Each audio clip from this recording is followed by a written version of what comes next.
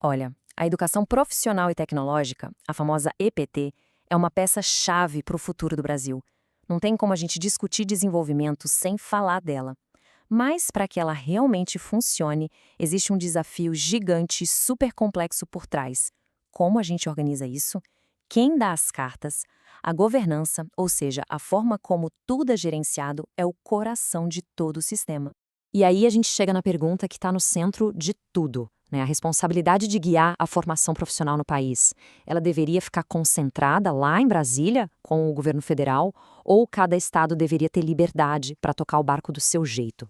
E assim, já adianto, não tem resposta fácil para isso não, porque, de um lado, a centralização promete criar um sistema mais organizado, mais igualitário para todo mundo, do outro, a autonomia dá aquela flexibilidade, aquela chance de inovar e de se adaptar à realidade de cada canto do Brasil. É uma tensão constante, sabe? E os dois lados têm argumentos muito bons. Beleza, então vamos mergulhar nisso. Vamos começar entendendo o lado da centralização. A ideia de ter um poder central forte, coordenando tudo a partir do Ministério da Educação, o MEC, a lógica aqui é construir uma espécie de espinha dorsal para o sistema educacional do país inteiro. A ideia de um comando centralizado é basicamente não deixar a educação profissional virar uma colcha de retalhos. Ele pode criar padrões mínimos para garantir que o estudante lá no Acre tenha uma formação de qualidade parecida com a de um estudante de São Paulo. Funciona como um nivelador, sabe? Tentando distribuir melhor os recursos para diminuir as desigualdades gigantescas que a gente sabe que existem no nosso país. Só que, claro, tem o outro lado da moeda. Um controle muito forte vindo de Brasília pode acabar criando um sistema duro, engessado, cheio de burocracia. Uma política que é pensada para servir para o Brasil inteiro pode, simplesmente, não fazer o menor sentido para a economia do sertão de Pernambuco ou para a área de tecnologia lá de Santa Catarina. E aí os desafios para implementar isso na prática viram um pesadelo e acabam matando a chance de inovar localmente.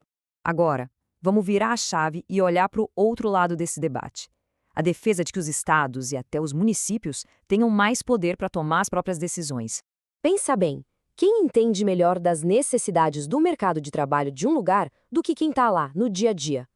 A autonomia permite que os cursos sejam criados e mudados rapidinho para atender o que a economia daquela região está pedindo, seja o agronegócio no Centro-Oeste, o turismo no Nordeste. Isso faz com que a educação seja muito mais conectada com a vida real. Mas, claro, tem um risco enorme nisso.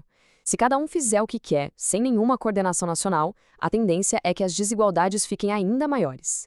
Estados com mais dinheiro e equipes mais preparadas disparam na frente, enquanto outros com menos recursos ficam para trás, com dificuldade de implementar qualquer política séria. O resultado pode ser um monte de políticas que não conversam entre si.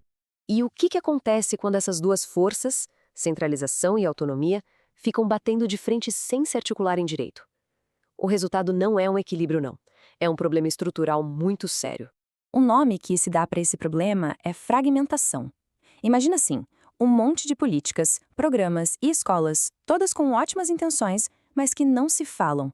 São como peças soltas, que existem uma do lado da outra, mas que não se encaixam para formar um sistema que funcione de verdade. E essa situação toda leva a uma expressão muito, muito forte. A de um não-sistema. É exatamente isso. A gente tem as partes, mas não tem o todo.